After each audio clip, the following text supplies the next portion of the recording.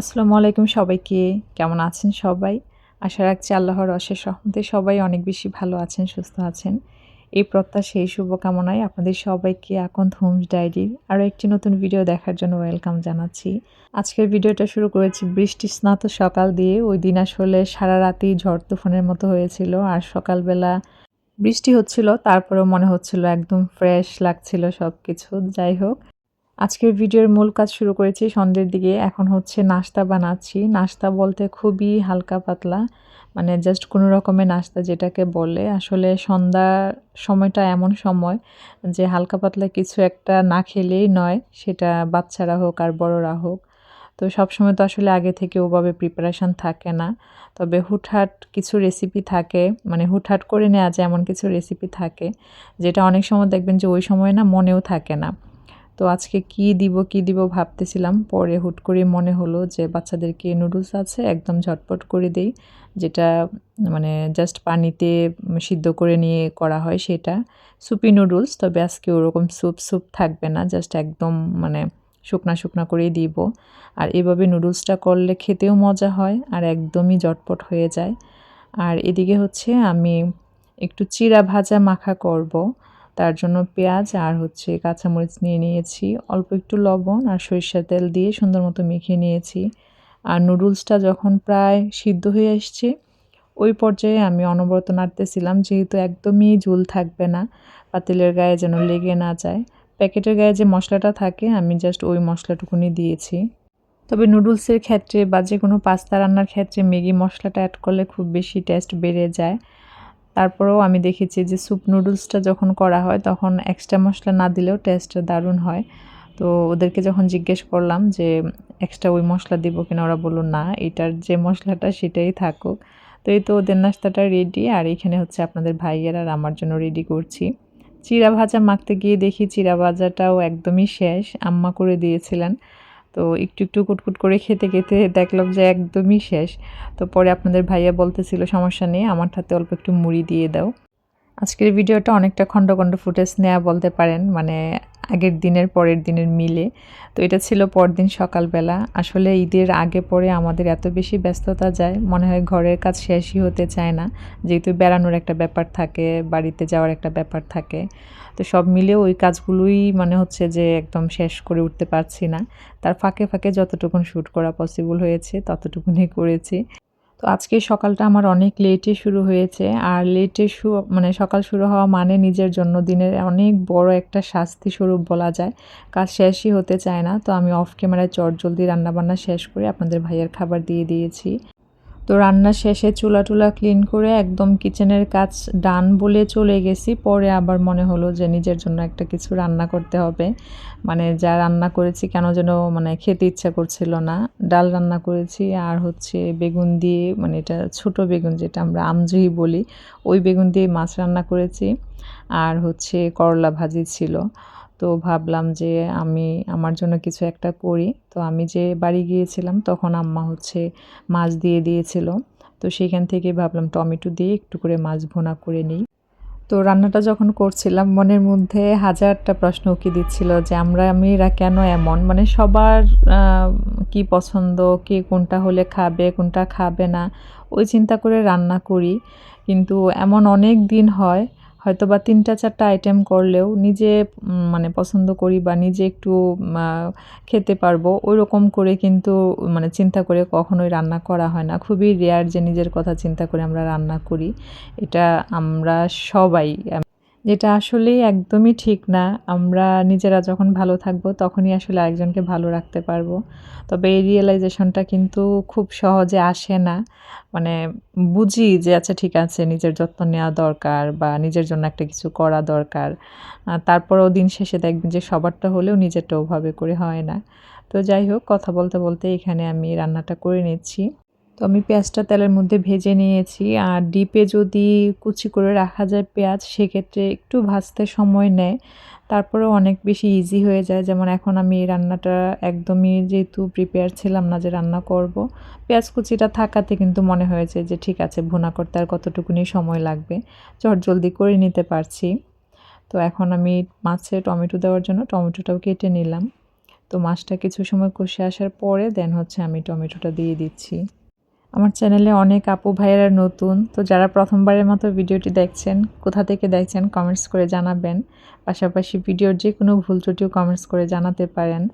আর যারা সবসময় আমার এই সাধারণ দিনযাপনের সাধারণ কাজকর্মগুলো অ্যাপ্রিশিয়েট করে আসছেন, আমাকে সাপোর্ট করে আসছেন, তাদের প্রতি অনেক বেশি কৃতজ্ঞতা। মন থেকে সবার জন্য অনেক, অনেক দোয়ার ভালোবাসা থাকবে সবসময়। তো আমার রান্নাটা প্রায় হয়ে এসছে। শেষ পর্যায়ে আমি কাঁচামরিচ ফেলে দিয়েছি আর হচ্ছে পাঁচফোড়নের যে গুঁড়াটা করে রাখি আমি, সেটা একটু করে দিয়ে দিলাম। দিয়ে এখন হচ্ছে ঢাকনা দিয়ে চুলাটা অফ করে দিব। তো ঢাকনা দিয়ে চুলাটা অফ করে দেওয়ার পর মিনিমাম ৫ মিনিট পরে হচ্ছে আমি ঢাকনাটা অন করি। আমার কাছে মনে হয় তাহলে তরকারির কালারটা খুব সুন্দর হয়। তো এখন হচ্ছে আমি সার্ভ করে নিব। আর আমার পুরনো ভিডিওতে দেখেছি অনেক আপুরা কমেন্টস করেন যে আপু ননস্টিক প্যানের কীভাবে যত্ন নেন বা কী। আসলে এটা কম বেশি আমরা এখন সবাই জানি। আমি আলাদা করে তেমন কোনো যত্ন নেই না। জাস্ট ঠান্ডা হলে তারপর হচ্ছে এই হাঁড়িগুলো ক্লিন করা লাগে, যেটা আমি শিমুলাপুর থেকে শিখেছি। আর আমার চুলাতে তো হচ্ছে কালি উঠে যায়, যে কারণে কিন্তু খুব যে সুন্দর থাকছে তা না। আস্তে, আস্তে কিন্তু নষ্ট হচ্ছে। এটা হবে খুবই স্বাভাবিক। তো আমার এই রান্নাটা হতে, হতে তখন আপনাদের ভাইয়া খাচ্ছিল। তো আমি বললাম অল্প একটু দেই। উনি বলতেছিল যে, "এখন তো আমার খাওয়া শেষ। তুমি একটু দাও, দিয়ে রেখে দাও। যদি প্রয়োজন হয় আমি নিব।" তো খাবার-দাবার শেষ করে দেন হচ্ছে আমি চলে আসলাম বেডরুমের। আজকে হচ্ছে পর্দাগুলো চেঞ্জ করব। পর্দাগুলো যে কি পরিমাণ ময়লা হইছে, কখনো মনে হয় না যে বাসার পর্দা এত বেশি ময়লা করে ক্লিন করছি। মাঝে মধ্যে হয় না যে ঘরের যেকোনো একটা জিনিস বা যেকোনো একটা স্পেস দেখে আমরা বারবার বলতে থাকি যে আল্লাহ এই এতটা ময়লা কিভাবে হইছে বা এত নোংরা কখন হইলো। মানে পর্দা দেখে আমার বারবার ওইটাই বলতেছিলাম যে আল্লাহ কখন এতটা ইয়ে হইলো মানে একদমই খেয়াল করি নাই। তো যাই হোক পর্দাগুলো খুলে ভাবলাম যে নতুন পর্দা লাগাবো না। যদি আজকে ধোয়া হয় আজকেই শুকিয়ে যাবে, তাহলে এগুলোই আবার টানিয়ে দিতে পারবো। তো এখন হচ্ছে আমি বেডটাকে গুছিয়ে নিচ্ছি। আর বাসায় যখন না থাকা হয়, মানে বাহিরে দৌড়াদৌড়ি থাকে, তখন মনে হয় ঘরের কাজের কোনো আগামাথা থাকে না। আর ১-২ দিন যদি কাজের এরকম গ্যাপ পড়ে যায়, মানে কোথা থেকে শুরু করব আর কোথায় শেষ হবে, সেটাও মনে হয় অনেক সময় দিশা পাওয়া যায় না। তো এই কাপড়গুলো একদম সকালবেলা যখন ঘুম থেকে উঠি, উঠার কিছু সময় পরে মনে হলো যে আগে কাপড়গুলি ভাঁজ করব। কারণ আজকে আবারও যেহেতু কাপড় ধোয়াবো, মানে একসাথে অনেক বেশি জমে যাবে। তো ভাঁজ করতে নিয়েছি, তখন আমার একটা ফোন আসে। তো ম্যাক্সিমাম সময় দেখা যায় ফোনে কথা বলতে, বলতেই কাপড় ভাঁজের মানে কাজটা করে থাকি। তবে নেট প্রবলেমের কারণে দেখা গিয়েছে একদম রাউটারের কাছে গিয়ে তারপর হচ্ছে কথা বলছি। তো যাই হোক কথা বলতে, বলতে আমি কাপড়গুলোকেও গুছিয়ে নিলাম। এখন হচ্ছে আমি নিজের কাজের জন্য একটা কর্নার রেডি করে নিব। আপনারা দেখেছেন যে জাহিন ডাইনিং এরিয়াতে পড়ছে। ও রাতের বেলাও এখন ওইখানেই পড়ছে, যাতে আমাদের যাতায়াত থাকে। ও যেহেতু একটু রাত জেগে পড়াশোনা করতেছে, মানে মাঝখানে রুমের মাঝখানে বা বাসার মাঝখানে থাকলে হয় কি, মানে সবার একটা ইয়া থাকে, আনাগোনা থাকে। তো সবকিছু চিন্তা করি আসলে ও এখন ডাইনিং স্পেসেই বেশিরভাগ সময়টা পড়ে। তো আমারও যেহেতু কাজ থাকে, আমি নিজেও চাচ্ছিলাম যে আমার একটা স্পেসিফিক স্পেস থাকুক, যেখানে শুধু আমি আমার লেখালেখির কাজগুলো করব। লেখালেখি বলতে বিজনেস রিলেটেড অনেক কাজ থাকে। সেটা শাড়ি ডিজাইন নিয়ে ড্র করা হোক বা যেটাই হোক না কেন, আসলে অনেক টুকটাক কাজ থাকে। তো তার জন্য একটা নির্দিষ্ট স্পেস থাকলে মানে কাজের একটা আলাদাই মানে পাওয়া যায়। আমার কাছে তাই মনে হয়। তো এখন যেহেতু বারবারই আপনাদের সাথে বলি যে আপাতত বাসা চেঞ্জ করা সম্ভব না। তো যেমন আছে সেটার মধ্যেই কিভাবে কি করা যায় সবসময় মাথায় ওইটাই ঘুরতে থাকে। তো আপনাদের ভাইয়ের রুমে এই কম্পিউটার টেবিলটা ছিল। ওইটাকে নিয়ে এসেছি এদিকে। কারণ এখানে তাহলে আমার অনেকগুলো জিনিস রাখা যাবে, যেহেতু এটার নিচেও স্পেস আছে। তো এখানে আমি আমার ডায়েরি বা যে বইগুলো রেগুলার পড়া হয় কম বেশি সেগুলো, তারপর হচ্ছে বিজনেসের হিসাবের যে খাতাগুলো আমি মেনটেন করি, সবগুলো সুন্দর মতো এই টেবিলটাতে ধরে যাবে। তো অনেক আপু ভাইয়েরাই আমার চ্যানেলে নতুন, যারা জানেন না তাদের জন্য বলছি, আমি ডিজাইনার শাড়ি নিয়ে কাজ করি। তবে শাড়ির পাশাপাশি নতুন, নতুন জিনিসও অ্যাড হচ্ছে, যেটা আপনারা গত ভিডিওগুলোতে দেখেছেন। যেমন কাপল সেট বা ফ্যামিলি আউটফিট ম্যাচিং করে যে কাস্টমাইজ করে বানানো হয়, সেগুলোও কিন্তু চাইলে আপনারা আমার থেকে নিতে পারবেন। পহেলা বৈশাখ উপলক্ষে অনেক আপুরাই পুরো ফ্যামিলির জন্য ম্যাচিং করে ড্রেস বানিয়ে নিচ্ছেন। ইনশাল্লাহ কাজগুলো কমপ্লিট হলে আপনাদের সাথে শেয়ার করব।